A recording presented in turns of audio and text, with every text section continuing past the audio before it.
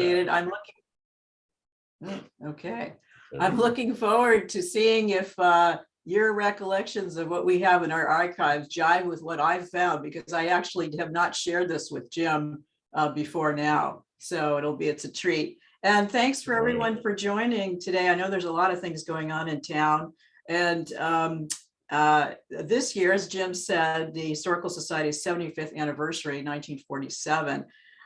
Its proximity to World War II led me to think about and to see what I could find in the collections that was relevant to that era. And in the process, learn more about what's in the collection. As Jim said, my role is to try to help identify, preserve, et cetera, artifacts and documents in our collection. So I went through a wide range of materials, not exhaustively, but I feel like I barely scratched the surface through our general information. We have a huge photography collection, biographical files, oral histories, ephemera, scrapbooks, newspapers, and so forth. I also focused on trying to find firsthand accounts because of how powerful these personal recollections. They can really bring an immediacy and power to the past. And then on a personal note, I've been interested in World War II for quite some time because of my father's experience during the Battle of the Bulge. He was in the European theater during World War II. And of course, he didn't like to talk about his experiences at all, very typical of that generation. And then lastly, before I dive in, I want to thank some folks for sharing their time and expertise with me, including most prominently Historical Society staff, Pam Service, archivist, Corey Platt, research assistant, Deborah Baskett, admin. Ray Hillman, our local historian, gave me wonderful information, toured me around some remnants of the World War II related sites around Humboldt County. Also, Arlene Harton, Jack Bareilles and his wonderful thesis, talked quite a bit to him about the project, and his thesis really remains a cornerstone of research on that subject. And finally, two independent historians, Jag Sermani and Suzanne Guerra, for their thoughtful and constructive comments on how to frame this talk. So with that, I think I still have this part meeting is being recorded, but I hope I can, there we go. All right, without further ado, here's something for a little bit of context, local context before Pearl Harbor, the build up to war. Here's a first public announcement of the draft, and this is first youths or boys who got called up in our area. You can see the Humboldt Standard 1940. The Selective Training and Service Act of 1940 was enacted on September 16. It was the first peacetime conscription in U.S. history. And this act required that men who had reached their 21st birthday, but not their 36th, register for the draft. Now, during the war later, of course, that age range was expanded to eventually, right before the end of the war, from the years between 18 and 65. So it was quite a change. Here you can see a pretty impressive list of the draftees from Scotia. So small town, but lots and lots of participants, which is pretty typical in Humboldt County. Also, a few months later, the Office of Civilian Defense, or the OCD, was created to coordinate the military and state and local entities to protect and involve citizens in the home defense. Here is actually the evening edition of the Humboldt Standard declaring war, but this is, of course, the next day, December 8th. And we all know what precipitated the war. It began with the attack on December 7, 1941 at Pearl Harbor. And it really touched us locally almost immediately. Two locals from Humboldt died at Pearl Harbor. You see here, Leonard Richter, age 22, and Marshall Washburn, age 19. Richter, pictured here, had enlisted in the Navy in 1938, so he had a couple of years service. And Washburn was a recent Fortuna High School graduate. So two very young men. And when the war ended in 45, there were there would be approximately 234 dead or missing citizens from Humboldt County. That's quite a lot for a very small rural area as Humboldt.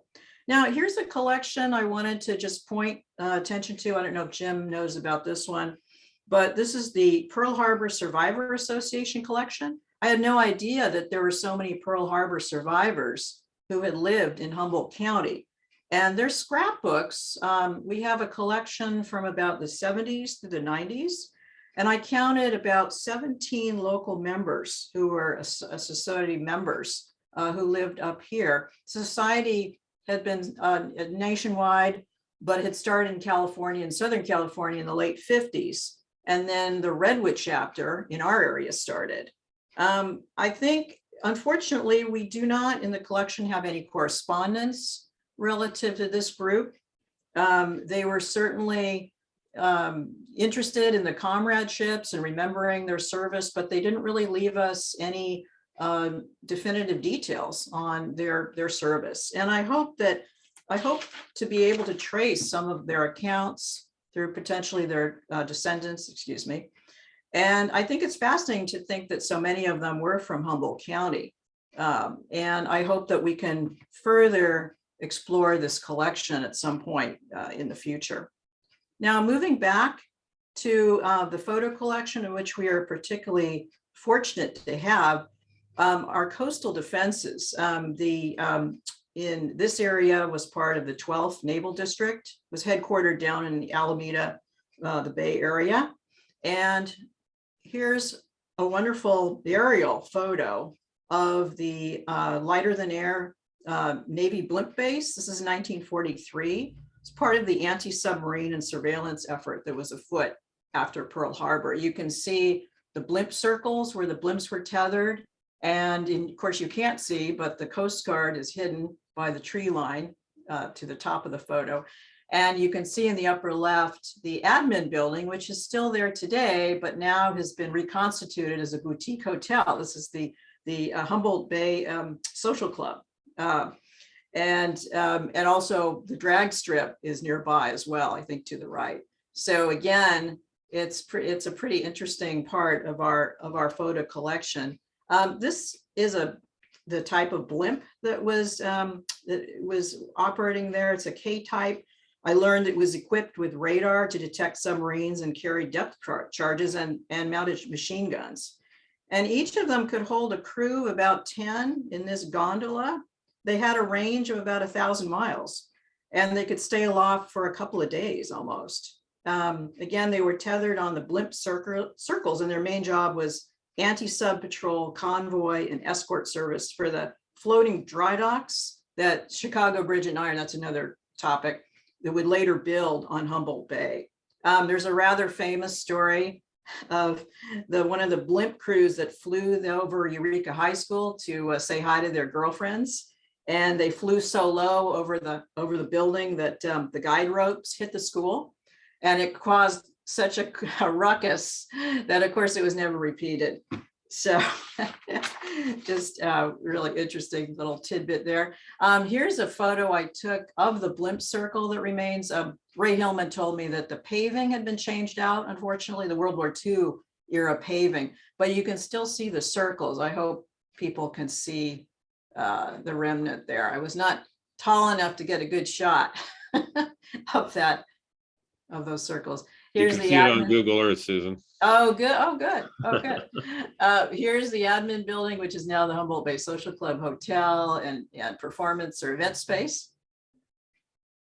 And another remnant, a little remnant of the Navy section base, which is nearby. And this was a rather large and complex with a hospital and barracks, et cetera, and was very sort of top secret in the day. I did find some newspaper articles attesting to the fact that soldiers from the Pacific came to recuperate there, but it's completely gone. And we do not, unfortunately, have any photos of it during its operating time period.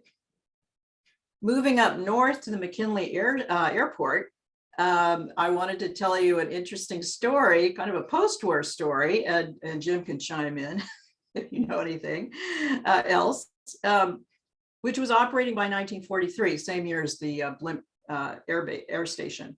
The interesting story is, for years, of course, I've been hearing that the reason the airport is where it is was that it was put there to train pilots to fly in the fog. But I found that I think the truth is much more nuanced and interesting. It was really never actually revealed what folks were doing there during wartime.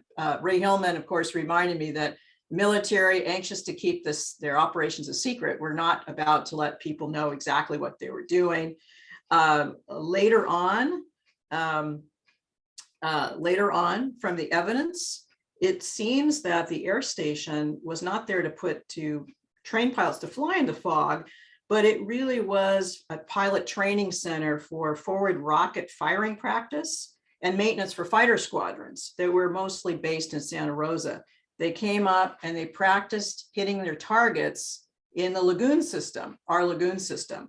And probably they did learn to fly in the fog because the conditions were foggy, of course, as we all know, but that wasn't the specific goal, at least as far as I can tell, reading all the different accounts and looking at our photographic record. In fact, just after the war, this is a different story. And this is where our collection has a fascinating picture of what they call the fog dispersal experiments, or FIDO, love that acronym, fog intensity dispersal of FIDO, which was a British program where they were really trying to figure out how to get pilots to land in the fog.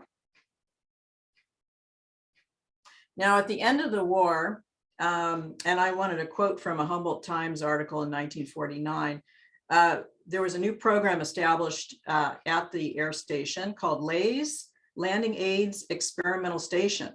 And I'll just quote a little bit from this article. LAES represents $10 million investment in safety. A series of experiments is being carried out, which is of tremendous importance to the entire aviation industry, entire country as well. Using a former naval air station at McKinleyville, the Landing Aids Experimental Station is developing aids to land aircraft landing, testing and evaluating visual aids and low visibility landing. The station began testing all-weather landing aids at the end of the war for the US Navy, and then in 1946 became a project of the Air Force, Navy, and Civil Aeronautics Administration. And the article mentions some of the techniques that you're going to see here in the next few photos. Slope configurations, runway, light and marking systems, taxiway, high intensity lights, precision radio and radar beams, and FIDO, the fog burners and siren systems. So here's a photo of all those wonderful lighting systems they installed at great expense. And it's just a fascinating collection.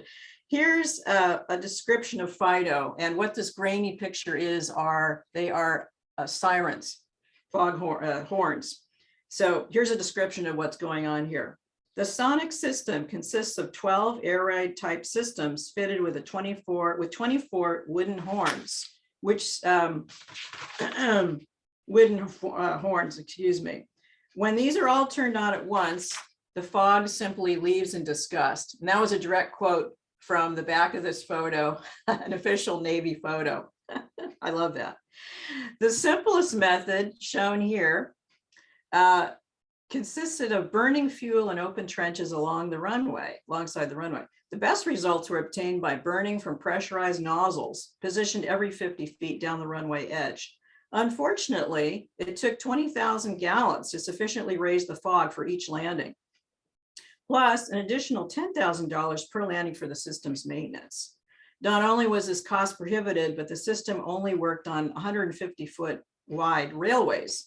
When used on 200-foot runways, the fog merely lifted from the sides and settled into the center. So the program was not successful. But we have these wonderful dramatic images of all this equipment being installed, etc. So it was quite expensive, but it was canceled again in 1950. I did a lot of reading about it.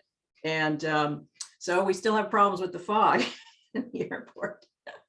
Meanwhile, back to our story, back to the beginnings of the war, I wanted to show you what was being reported on December 8th. Under the fold, and very little additional information. They had two editions a day in the early years of the war. And but I noticed that the tree lighting at Founders Tree in Humboldt Redwoods, this was always a big Christmas event. And this article was repeated in incoming days, which was, I think, a sign of something comfortable and normal amidst all the war years, is all the war news, which was quite somber. I put this in for you, Jim, because I know you're. I love this. I love this. The tree lighting will go on no matter what's happening. I also put in, just for interest, what was also reported on December 8th. Again, wonderful movie ad, and then more somber ads about blackout fabric, calls for plane spotters, and enlistment in the Coast Guard and the like.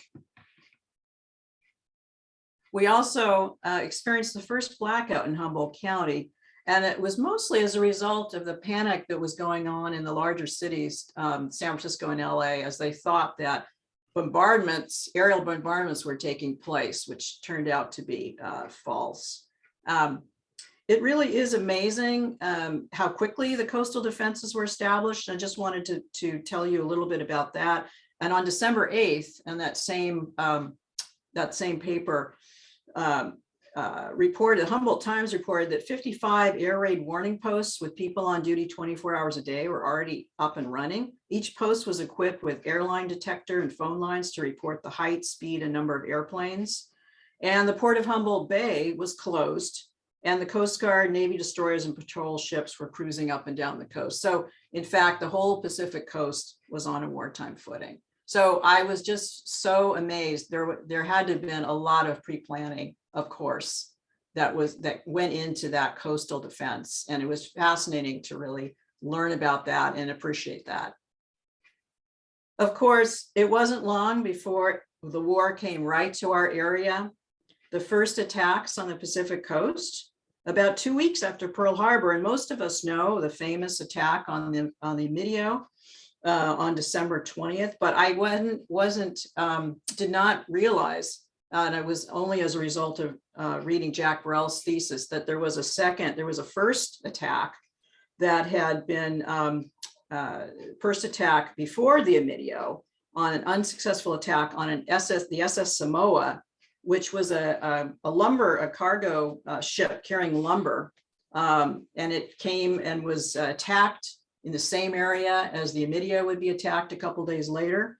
The sub fired some shots and launched a torpedo, and the Samoa sustained some damage, and it was apparently leading the sub commander to think that the ship had begun to sink. So the attack was called off, and the Samoa was able to escape and successfully continue on to San Diego. Now, 2 days later, we know about the Emilio attack. The oil tanker on its way down from Seattle was shelled, torpedoed, and it radioed for air cover. And within reportedly about 15-20 minutes, Army air bombers flew up from Santa Rosa and dropped depth charges on the sub, which the captain thought had ended the attack, but unfortunately not. The sub commander hadn't finished. He sent another torpedo. It was very dramatic, hit the Emilio, and there were, of course, a lot of survivors to attest to what had happened that day. Fortunately, the majority of the crew were able to abandon ship, were rescued, and the Emilio didn't sink, but it floated up to Crescent City. That's where this postcard was taken of it. And here's the memorial in Crescent City to that event, to the crew that were lost, and that incident. But I thought that was fascinating because we were our remote North Coast was the first to get attacked on the Pacific coast. So I thought that was so interesting. Here's where we return to our archives, and really it struck me that so much, like, as I said, the preparedness that had gone on was just phenomenal. I wanted to show you again, here's December 8th, just a day after Pearl Harbor. Above the headline, the civilian defense plans are speeded. So this concerns the Office of Civilian Defense, which was had been officially established a few months before Pearl Harbor in May of 1941, and it was coordinating state and federal feds had pledged money that came down to the states and then the local entities for the federal for protection measures for civilians and getting folks involved. And this is where our archives, this is such a wonderful discovery for me. The collection of one of our society's founding members, Martha Roscoe, most of you know of her, of course. She's quite famous locally as one of our largest donors in preserving Humboldt County's 19th century records. But she was also in a unique position. She had a front row seat to the Office of Civilian Defense and the war efforts here locally.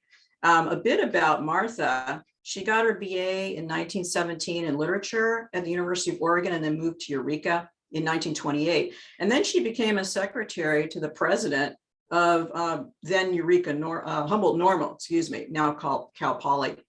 Then she became secretary to the coordinator of the Office of Civilian Defense.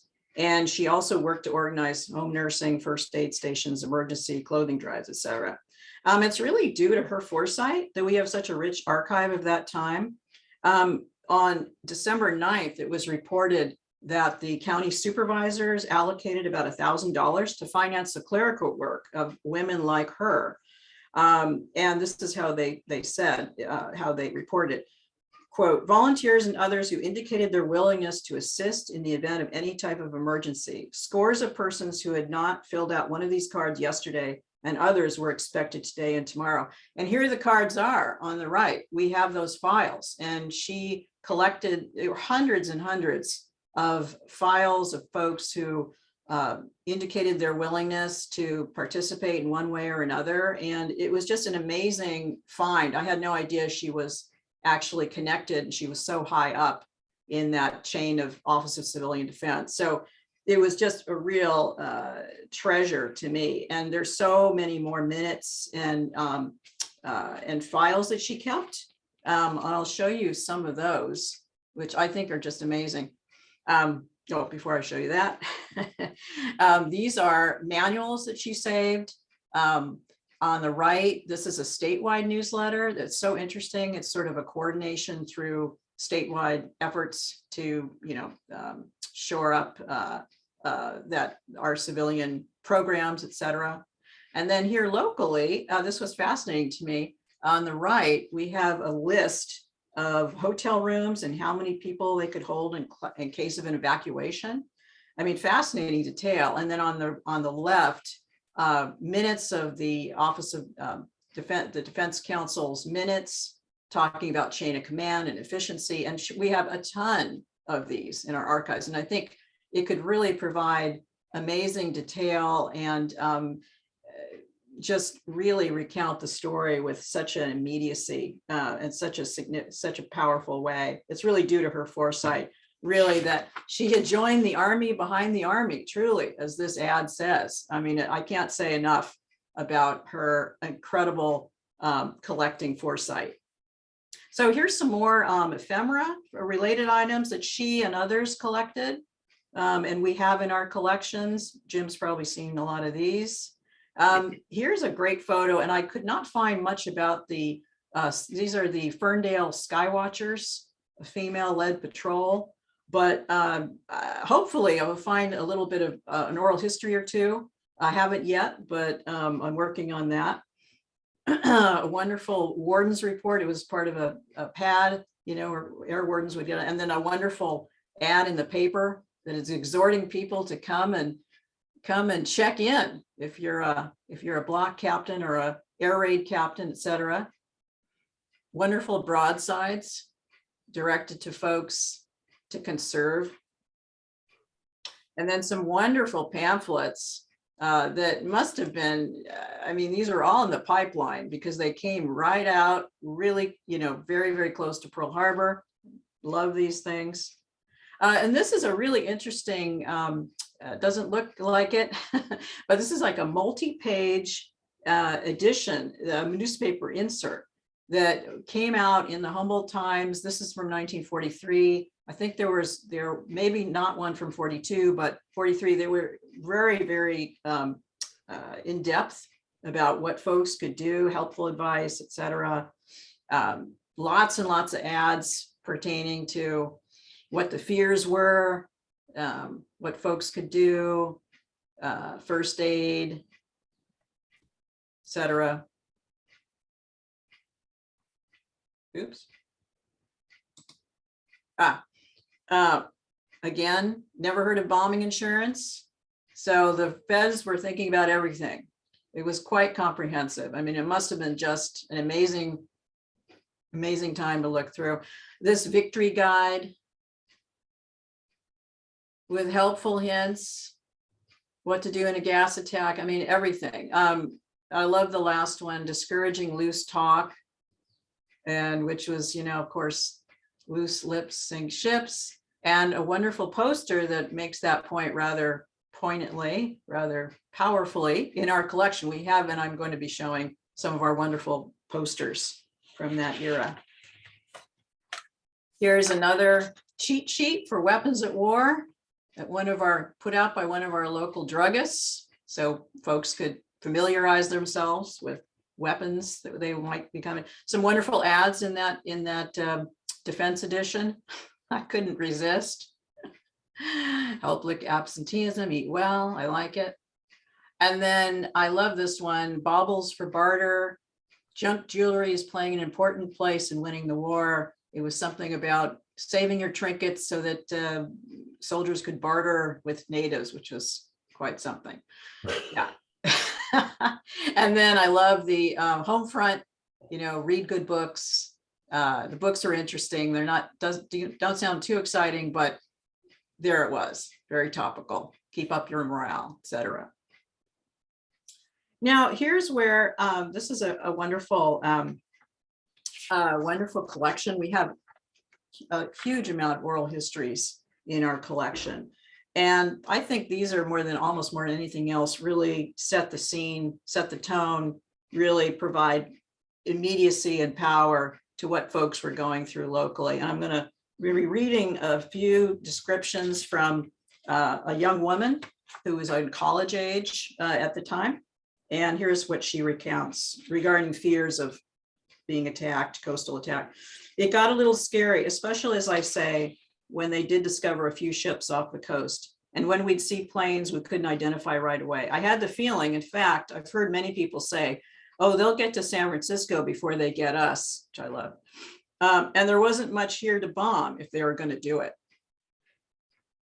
Regarding civil defense, Father was the first one in the block to sign up for. He was not only a block captain, but a district captain. And they had all kinds of meetings, a lot of them at our home, a neighborhood meeting where they would be taught how to do this and different things and how to protect themselves in case of any disasters, and all kinds of drilling and things they had to go through to practice. And of course, at the same time, Mother was working with the Red Cross and actually working at the hospital. I think mostly rolling bandages and packaging up all these socks and that other people had knit. I can remember her sending and talking about sending blankets or some sort, and whether or not they were made here, maybe at the woolen mill, but they were part of the war effort, We were, even in the 40s, pretty isolated, so we didn't see big troop trains going through. But every now and again, we had, of course, our own National Guard people were involved right away.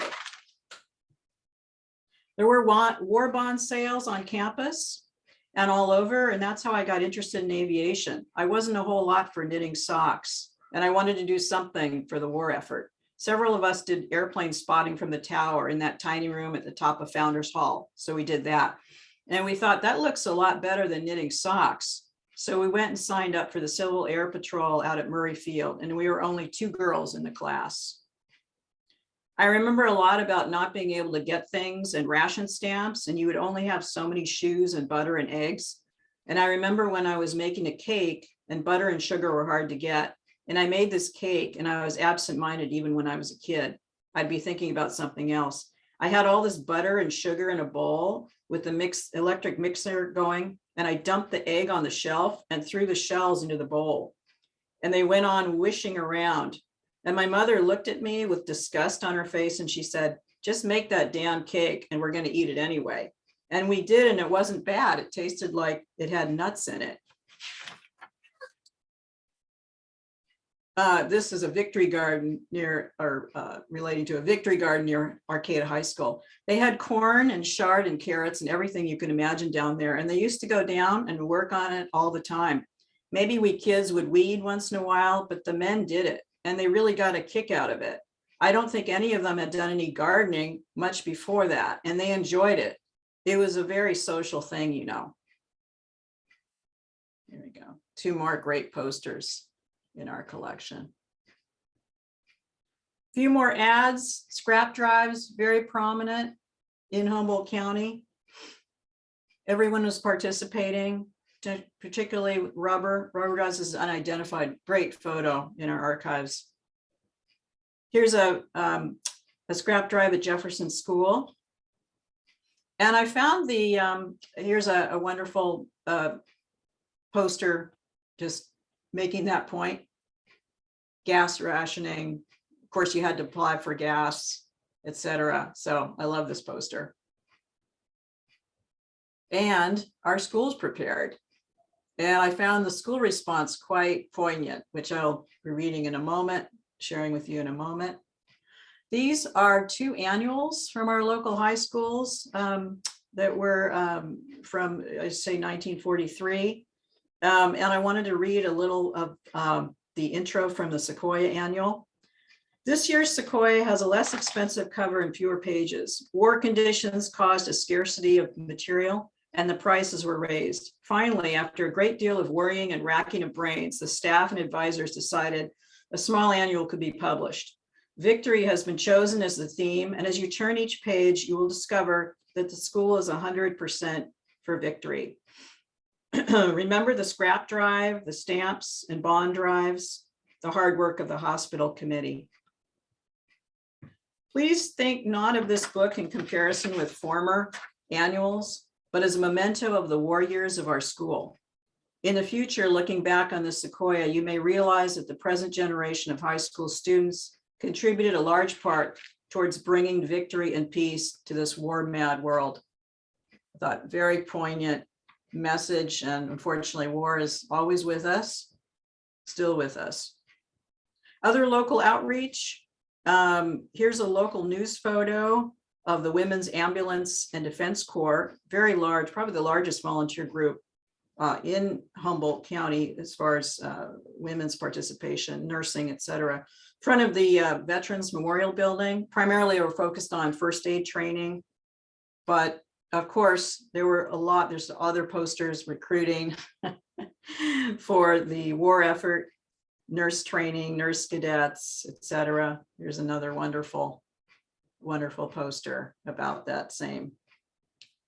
Now, the only female vet that we know about who died during the war is Violet Bennick, shown here in this photo. And she was a nurse who worked formerly at the Scotia Hospital, and she died in Sicily. So she died in Italy. Now, changing our focus to the home front defense industry, we're really lucky to have a very impressive collection of all sorts of items related to Chicago Bridge and Iron in the area, which was the largest employer during the wartime, those years.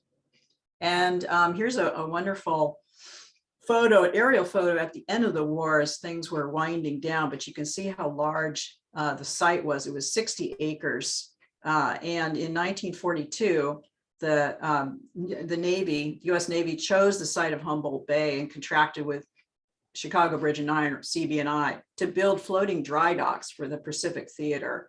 And during the war, CB&I was really a godsend as a local employer. It really boosted the local economy quite a bit. It was located at the foot of Washington, adjacent to where today's Warfinger building is. And it was Humboldt Bay, I should say, was chosen as a site for this enterprise because it didn't have any bridges or structures that it would impede these very large structures that were going to be built on the bay. Some of them were 4 stories tall, half a block long or a block long. Here's an early shot, I love this, in our collection of how it looked right as they were getting started building this enormous facility. And then I love this photo. I just found this fairly recently of how innovative the building techniques were. So this is how they got a lot of the facility in operation so quickly, was using these prefab sections. So women played a large role in the company from the very beginning. You can see there were recruiting ads directed at them, you know, to release a man for the service. This was going on all over the country. Here's the admin staff, Chicago Bridge and Iron from our collection. And then women were also not only admin, but they worked as welders, carpenters, painters, machinists, and truck drivers. And here's a great photo of the asbestos crew in 1944. And I'm hoping to find some of their oral histories.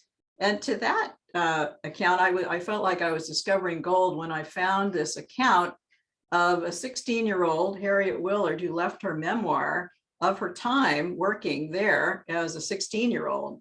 And I'm going to read you a little bit about it. And she's going to, in her own words, is going to explain what the dry dock operation was much better than I could. So it was, here he is, she's on the left and her friend Chris is on the right. And she writes about how excited they were to wear trousers and boots and get their factory helmets and go to work. She says, it was the summer of my 16th year when I went to work at CB&I shipyard at the foot of Washington Street. The idea was conceived to take the dry docks to the ships for repairs and maintenance. Their form was an improbable giant U shape. These floating docks had the capacity to submerge enough to move in and under a ship and then raise both ship and dock up and out of the water so repairs could be done. A more strange, ungainly, top-heavy sort of vessel would be hard to imagine. But they did what they did and what they were designed to do. And this is the only color photo we have in our archives. It's a very rare photo, I think. It seemed like nearly everyone left in Eureka worked at the CB&I shipyards in those days, even kids as young as I. One of my close friends in the neighborhood decided that we ought to see if they would hire us for the summer. Since I was only about 16, I had to get a special work permit. My friend Chris was hired as a burner, so-called because burners worked with a kind of torch capable of burning through thick sheets of metal in order to cut where necessary, etc. Goggles were used because of sparks that flew everywhere the burners were working. I was too young to be a burner or a welder, but I was hired as a welder's helper. What I mostly did was paint welder's badge number. Everybody had a badge number on whatever watertight welding he or she had done. Since these ships were partially submerged, there was a lot of watertight welding to be done. There was also a lot of climbing around this uniquely designed vessel for a welder's helper. On first looking over the ladders to be climbed, it was a little daunting, but I soon came to actually enjoy climbing around all parts of the ship. The first ladder we had to climb was one of the scariest because it was the longest by far. The one everyone must climb from ground level up to the main deck of the ship. I don't remember just how long, but to my eyes, far too long. No way out but to climb it, and climb I did. When I got up to the deck and looked around me, I saw ladders everywhere going up what were called wing walls, which I think is what we're looking at here. These amazing, amazing structures. And through man-sized holes in the deck, one saw still more ladders going down to the bowels of the ship. Somehow or other, I met up with the foreman I was to work under, and he introduced me to a girl about my own age, and as it turned out, my classmate in high school. She was to take me around and show me the ropes. I only saw the foreman in passing, but my impression of him was of a very smart, hardworking, always on the move, missing nothing, and mindful of the young girls working under his watch. One might have expected we would have been exposed to some coarse language from men on the ship, but I never experienced anything of the sort. These were people on a mission. After a few days of following my guide around, I was left pretty much on my own. I just had to keep moving around the ship, keeping track of where the watertight welding was being done. I carried a small paint bucket and brush with me wherever I went. This could get a little tricky sometimes in negotiating the ladders, which were made of rough wood and tied only on one side with a piece of rope to whatever piece of iron was available. As long as you had two hands, no problem. But with one hand carrying a paint bucket, one's weight would cause the ladder to swing out from the ship. After a while, I got used to managing my weight as a counterbalance to keep the ladder from swinging out. I remember we had just 1/2 hour to get down off the ship and head to a large dining hall with long tables. I had been a slow eater, but I wasn't long in learning to eat much more quickly as there was no lagging behind this lunchroom. I'm not sure where the lunchroom is in this photo, but this is the best aerial shot we have of the facility in its working years, at least the close-up. She also says that when the weather turned warm, she ends with this, I remember being asked to get ice cream cones for some of the crew. Somehow she managed to do it.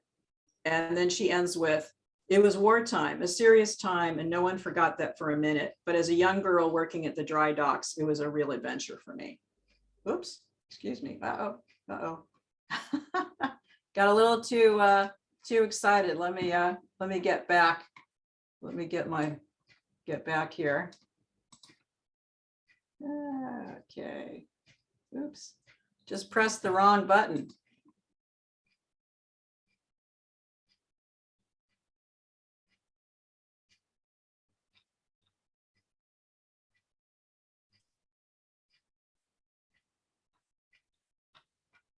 Oh, come on.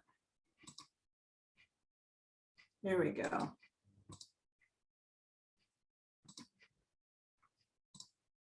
Sorry about that. Gives you a second chance to see all these great photos. Right. So here's the launch ceremony. I love this, our ticket in our collection. And just really briefly, was launched to great fanfare. And sadly, though, the poor reclaimer got hit in heavy storms as it was being towed out. It was towed very slowly by tugboats that had been sent up from San Francisco. And it eventually ended up defying all of its tugboats.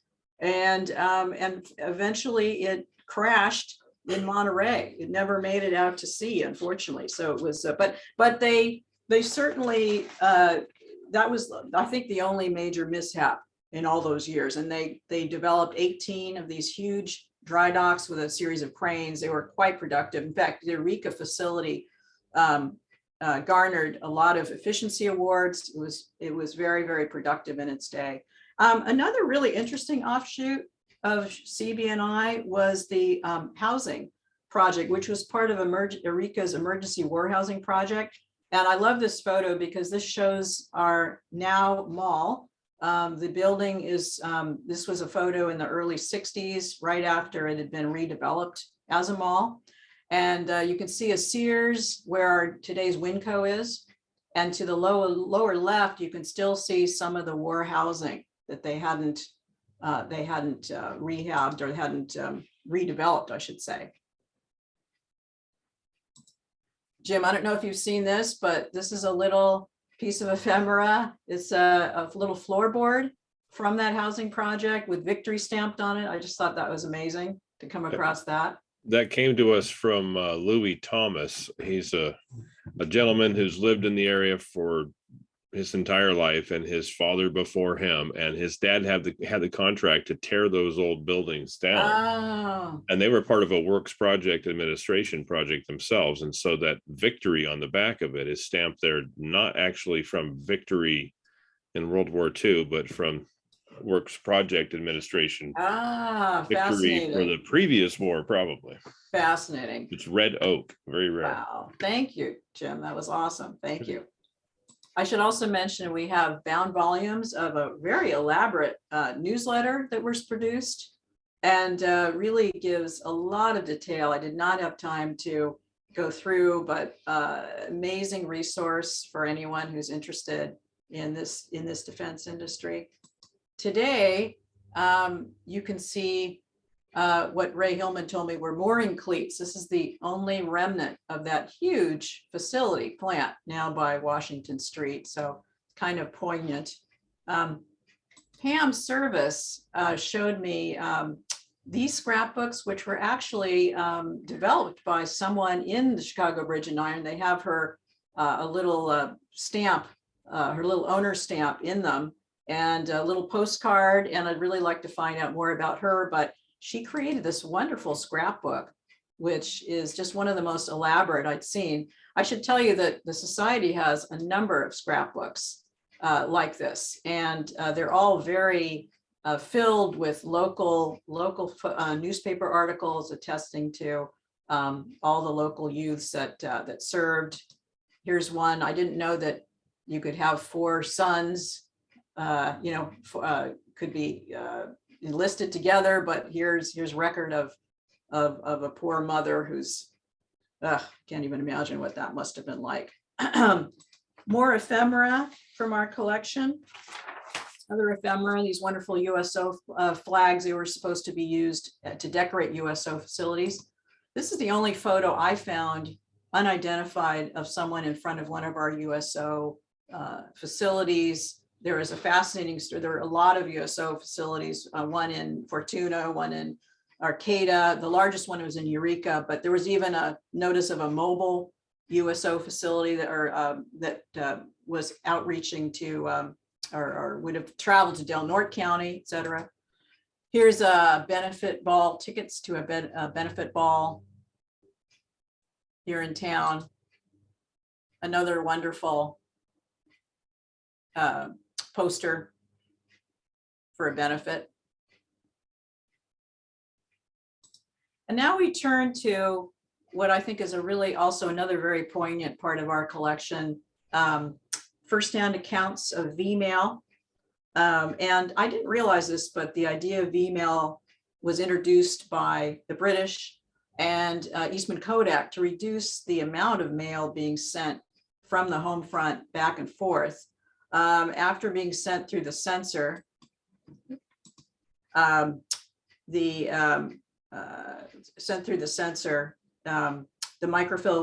V-mail was microfilmed and thumbnail images would be produced. And this reduced the tonnage of email. Apparently, according to one source, 37 mail bags carrying 150,000 one-page letters could be replaced by one mail sack. So it was pretty amazing, and it really did help, reduce all that waste. These letters really do capture the language of the times, the look and feel. They're really a time capsule. And actually, this gives me a time or a place to add another plea to potential donors. And this is from Pam Service.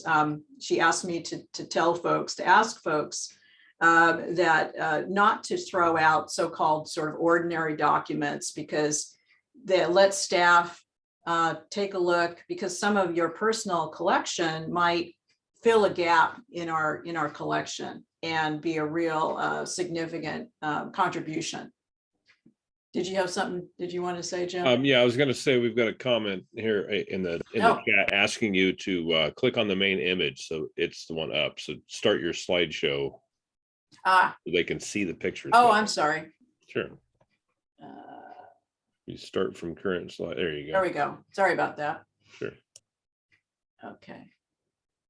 So there's the V-mail. So here's a wonderful example. Now this is, Jim, you may have found others, but this is the only V-mail example I've found.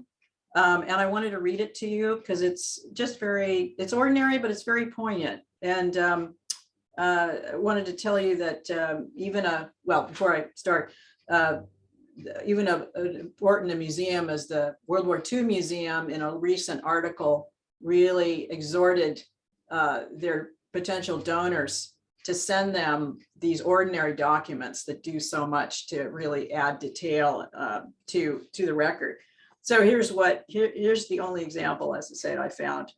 This is from a young officer or a young Navy soldier, G.H. Maple, to his mother, Jessie, in Carlotta, while he was aboard a Liberty ship, the USS Harvard, somewhere off the coast of Africa from 1943.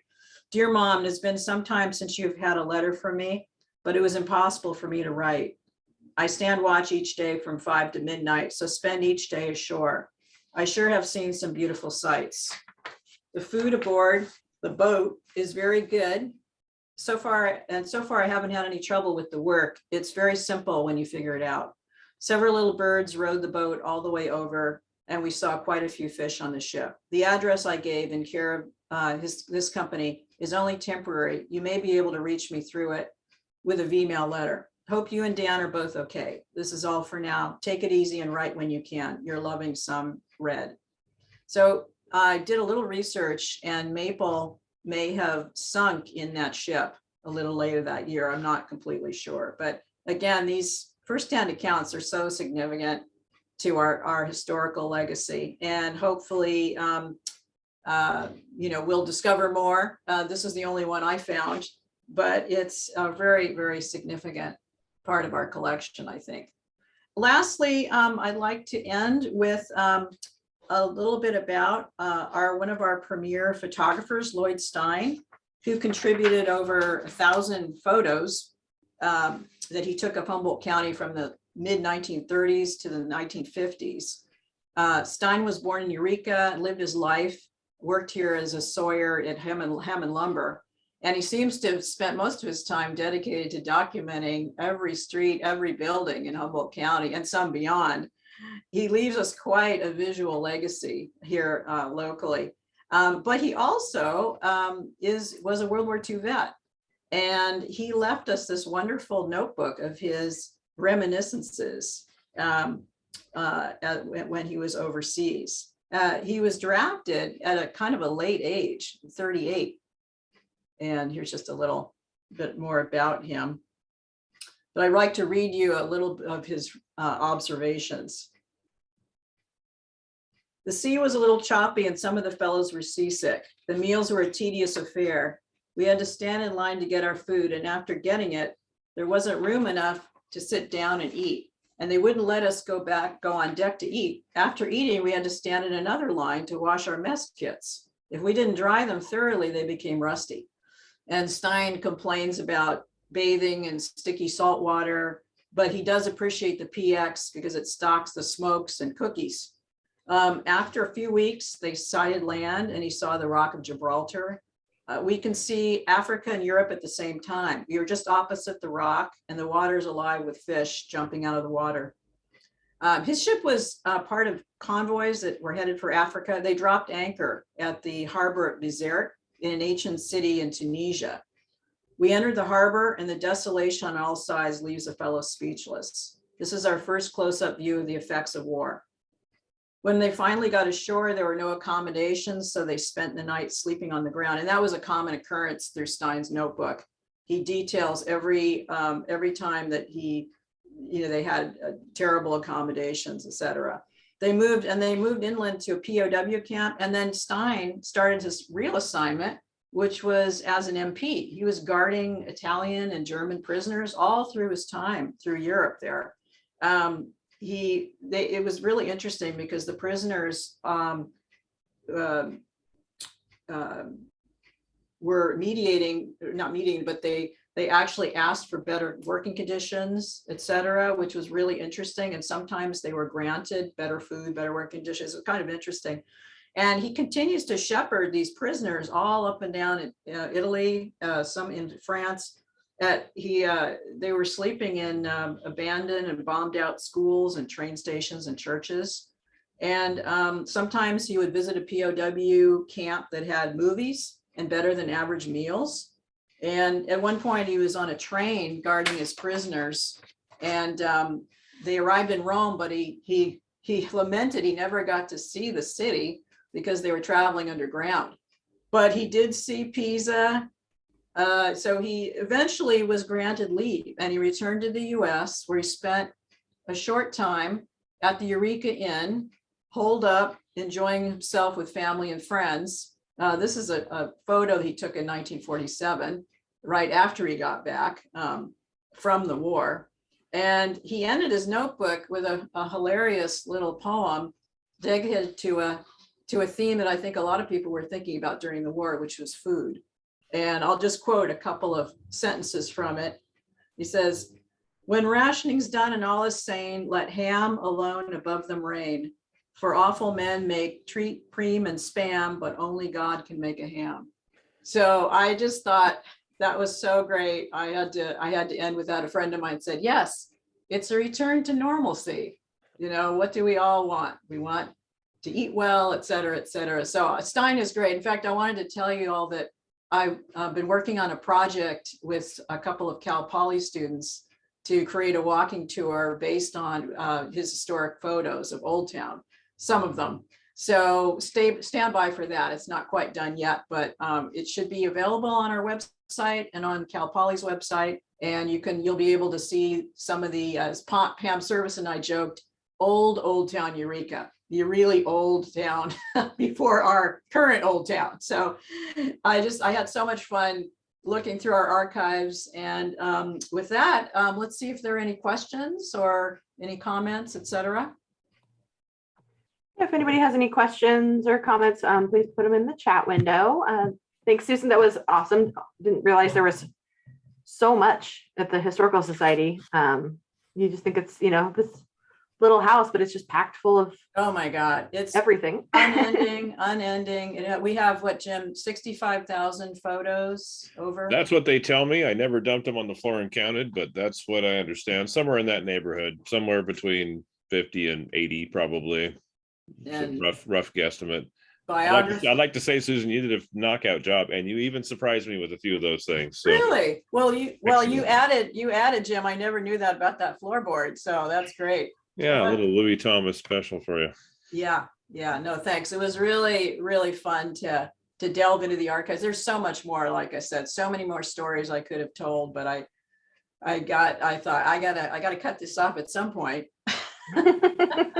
So If I can add one more thing to that Lloyd Stein collection that you talked about at the end there, that guy left us with such an amazing and useful collection. It's probably one of the best things we have in that house. So if you're looking for pictures, anybody, of what Eureka used to look like, oh yeah, Lloyd probably took a picture of what you're looking for. and that's why I really Jerry Rhodey and I had a chat when I first came on the board, and he told me about the Lloyd Stein collection, and I thought we need to do something to make these photos more accessible to the public. So I thought about doing a walking tour, and as a way of introducing that collection to the public. So I'm excited to see that come to be. So Great.